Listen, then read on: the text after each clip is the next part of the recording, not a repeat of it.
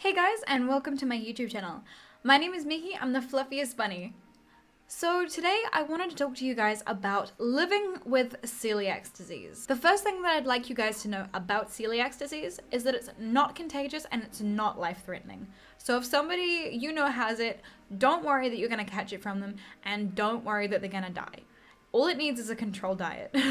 It's not gonna kill anyone, I promise. So basically what celiac disease is a genetic disorder. So you get it from your mum or dad or your grandparents. It can be passed down but skip a generation. And it is basically a genetic allergy to gluten in the simplest terms. Basically what gluten is a protein that is found in wheat, so wheat flour and wheat products like cakes and like bread and stuff. Malt, barley, rye, and it comes in weird stuff like soy sauce as well. So that is what it is. Basically, it's just being allergic to that. Nothing really else. Having celiac disease is like having a special kind of allergy. But instead of your body just freaking out because it's a foreign object and going into anaphylactic shock, basically what it does is you eat it, it goes down your throat into your stomach. Your body sends out white blood cells to attack the intruder, the alien, because it needs to die, like a sickness or a germ. But once your body responds like this, the gluten has already moved through your stomach and into your digestive tract. It ends up just sending all the white blood cells and it has nothing to attack, so it attacks the lining of your stomach. In the lining of your stomach there are little finger-like things called villi that absorb the nutrients. And what it does to these villi is that it dulls them down. It's like having sandpaper put on it. And once you've had celiac disease undiagnosed for long enough, your villi will become flat and you won't absorb any nutrients. The symptoms of undiagnosed celiac disease are feeling lethargic, feeling crappy, feeling just nauseous or sick to your stomach all the time, being bloated, and having no energy because you don't have any like nutrients that you've digested. You have malnutrition, basically. So it's a pretty serious disease if it goes undiagnosed too long. If you have it for too long and you don't eat a gluten-free diet, which is the only way to deal with it, you are at a very high risk of bowel cancer and other intestinal cancers, which is really crap. It's super crap. Now, there are good things and bad things about having celiac disease like I do. I got it from my mum. My mum is also celiac. The other genetic disorder that I have is vitiligo, which is what Michael Jackson has, and that girl whose name I can't remember on America's Next Top Model with all the white around her mouth. I have that to a lesser degree because I am very pale, but it would be a lot more pronounced if I was to get a tan, which is why I'm so pale, because that's a perfect camouflage for zero pigment in your skin. One of the good things about having celiac disease is that when I go out to eat, I don't get tempted to eat burgers and cakes and cookies. I have to stick with the salads or, you know, well, if I'm being naughty, I'll have fries, but you know, because they're just potatoes and they're usually fine, apart from if they're dipped in seasoning. So it kind of keeps me on like a perma diet, but I do have to take a lot of supplements to get the same kind of nutrients as someone who was to eat a normal diet, because I miss out on a lot of the vitamins and minerals that are in bread, and not so much cake, but that are in bread and other healthy whole grains, so which is kind of crap. But the bad things, there are lots of them. If I accidentally eat some and I don't realize, I can just get really, really sick. Thankfully, I'm not super sensitive like some people are. I've heard of a lady who was so incredibly sensitive that she made her husband a sandwich or a slice of cake or something like that. She gave it to him, he ate it, and he left to go and grab something from the store and kissed her on the mouth, and she started like throwing up almost immediately because she had a huge allergic reaction. And, you know, it was so bad that she was in bed for 2 weeks, and the doctor said, you know, what did you do? Did you eat gluten? She said, I definitely didn't eat gluten. And then they said, did you have any contact with someone who did eat gluten? And she's like, my husband. They're like, that's your problem. Your husband is the problem. So I'm thankfully not that sensitive, but I once ate a lolly that was covered in wheat flour that I thought was corn flour. Corn flour is fine, wheat flour is not. And I got very, very sick. I was off school for like 2 weeks, and it's just your body really slowly recovering from basically you may as well have just injected like straight flu germs into your body, because that's how it reacts. It's like, oh my god, kill all the intruders, and then you get fevers, and then you get, you know, like hot sweats, and you get stomach aches, and it's really horrible, and it's really hard to deal with. But and of course I can't go out and just eat whatever I want. Actually, it's really weird, like when I'm ordering from a menu, when I go out to eat, it's like I don't even look at the things that I know I can't eat. It's not like, oh, I'd love a cheesecake. It's like, I don't even register that the cheesecake is there. It's like, yep, I can't eat that, but I can eat the thing underneath it, so that exists, but cheesecake doesn't exist for me. There's no such thing as cheesecake.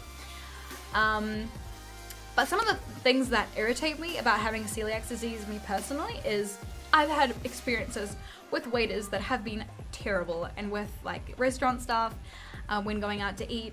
The most humiliating one that I had, which I can remember off the top of my head, the most humiliating one I had was going to a restaurant with a group of 10 friends. We were gonna go see a movie, and then we went out to dinner. And we were in this like little bistro kind of place, and I called the waiter over and I said, hey, do you guys do anything gluten-free? If not, it's cool, like I'll just have fries, and I ate before, so it's not a big deal. And he looks at me just with this like condescending little scowl, and he goes, yeah, sorry, we don't cater to fad dieters here. This is a healthy restaurant. And I was like, oh boy. Oh no, this is not, no, please no. And I'm like, sorry, I actually have an allergy. And he's like, allergy. Okay, yep. Right. So he just scuttles off to the kitchen, comes back and he says, yeah, chef doesn't cater to that, sorry. My bad. And I was like, whoa, dude, I am so sorry for offending your sensibilities about like what's an allergy. I love it when I'm at a restaurant and I say, hey, do you guys have anything gluten-free? And the waiter goes, I don't know, but I'll ask. And then comes back and is like, yes, we do gluten-free. And I'm like, yay! And we just have like a little party, and it's so cute. I love it. It's really nice. Most of the waiters that I've had have been amazing, or waitresses. Most of the waiters or waitresses I've had have been really awesome about it, but this one was not. This one was awful. So yeah, it was really surreal as well. And everyone's like, why are you making a fuss? I'm like, I'm not trying to, I'm just asking. Just asking. But yeah, and I mean, it's not like I was coming to make a fuss or anything like that, so I definitely didn't intend to make a scene, but he did anyway. So if you have been diagnosed with celiacs recently, there's some things that you probably need to know that your doctor might not have told you. While celiac disease is not that fun to have because you can't just eat whatever you want, it is still pretty manageable, especially in this day and age with all, you know, because people do fad diets and they do want gluten-free food, and so restaurants will cater to you and they'll say, hey, yeah, we do have gluten-free actually, and which is really awesome. Like, nothing is better than going to a restaurant and being like, do you guys do gluten-free? They're like, yeah, like everything is gluten-free. I'm like, oh my god, really? It always really makes my day when restaurants are like, yes, we do. We do pasta, we do pizza, we do like, I don't know, fish and chips, and I'm like, yes, oh my god, that's amazing. Oh, another tip, stay away from movie popcorn. Stay away from it. It is not good. They coat it, most of it, they coat it with wheat flour. It is in the coating and it will make you really sick. It made me super sick. I was on a date, like probably coming up to 3 years ago. Yeah, 3 years ago. I was on a date with a new like guy, and I was like, yeah, I'll get some popcorn. I'll pay for the popcorn for us. And so I ate the popcorn, and near the end of the movie, I think I was watching Django Unchained. I remember this because it was like horrendous. Near the end of the movie, my stomach just starts rumbling, and I'm like, oh, what is that? And it was so painful. I was like, oh god. And then it was like, holy crap. I stood up and I was like, excuse me, I need to just go to the bathroom. Like, I'll be right back. And he's like, where are you going? It's just the end of the movie. And I was like, I will be right back. And I went and I was just so sick. I was so sick. And I came back and I was like, I'm sorry, I need to go home right now. I'm gonna go now. Because I am sick beyond belief. And he's like, oh, okay. And I just left and I was like, this is just not a good start to a date or a relationship. And I really didn't go anywhere from there, so yeah. I wonder why. Anyway, so just a little tip, and if a family member has been diagnosed recently with celiac disease, make sure that you let them know that that you can't catch celiac disease. Let them know that you support them and you'd be happy to help them find gluten-free stuff when they're out, and basically just say, yeah, I know that it's not your choice, but I'll help you through it anyway, because it's kind of hard, especially when someone's starting being gluten-free. It's really hard to get into that kind of groove. I mean, I've been gluten-free for coming up to 7 years now.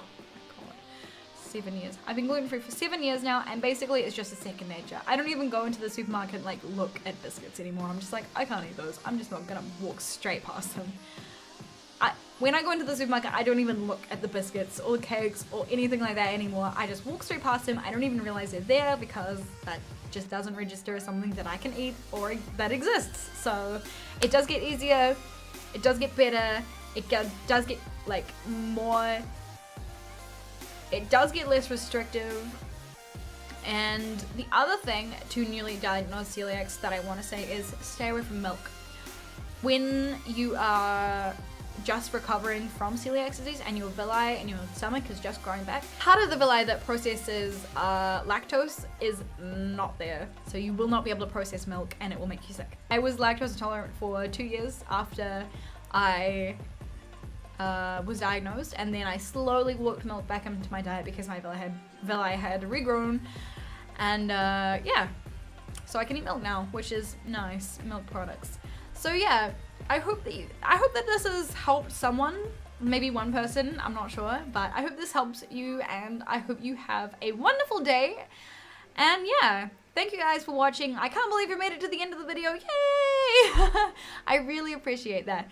I hope you guys have an awesome day, and I will see you in the next video. Bunny out. Bye!